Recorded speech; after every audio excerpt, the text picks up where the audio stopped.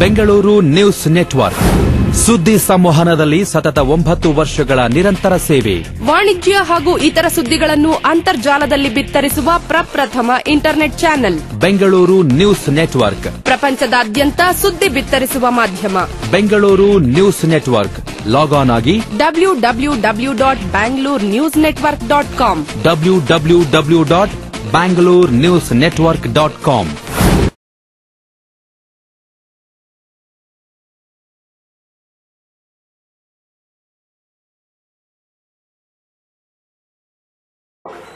Because that's the key to our success. We need faster development times. We need to get products to the market faster. We have to meet regulatory requirements. They're getting more stringent. We need better sensitivity. We need, better software capabilities. We need advances in sample prep. We need all the things that make us more productive in the laboratory. In the end, that's where we save our money, or we make money. And so, instead of driving the cost of the equipment down, drive the cost of our problem down.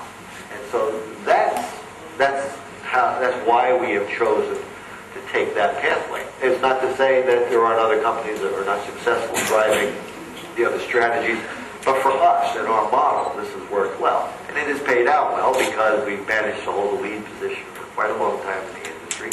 And we have one of the highest returns on invested capital and highest returns on equity in our industry over a 50-year period. So it does work for us.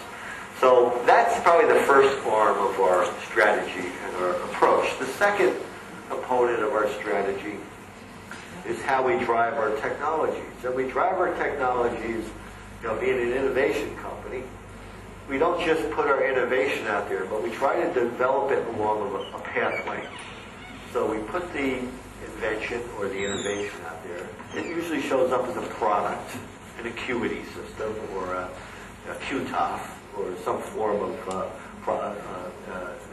millennium system or a power system.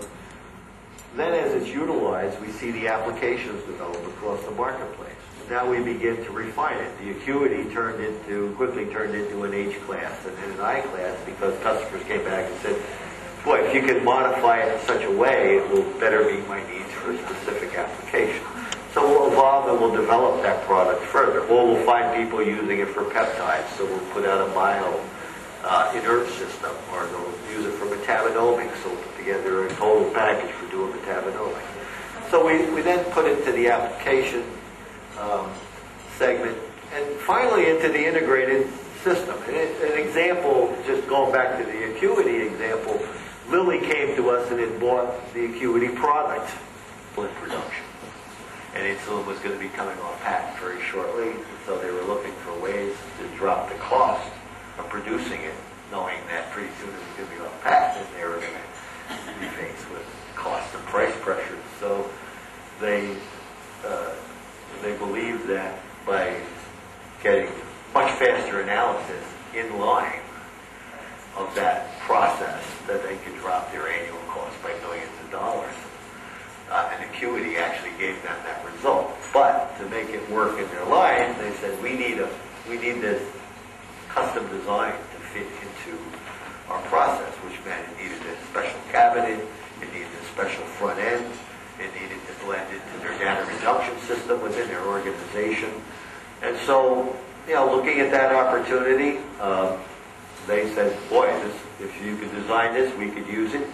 It's broadly applicable. We want you to sell it and market it, so we'd be happy if, through our collaboration, you could put this product into the marketplace and sell hundreds of them, because for us that's better, because we know you'll advance it, you'll evolve it, you continue to develop it. So we got together, we did that, and we introduced the Patrol system, which was a result of that. But that's an example of a fully integrated solution that now encompasses more than just the application itself. It looks at the entire solution and puts it right into the customer's environment. Kind of like an iPhone at that end compared to a dial telephone at this end. You had a much broader expansion of capabilities with an iPhone than you do with an older telephone. So it's that principle.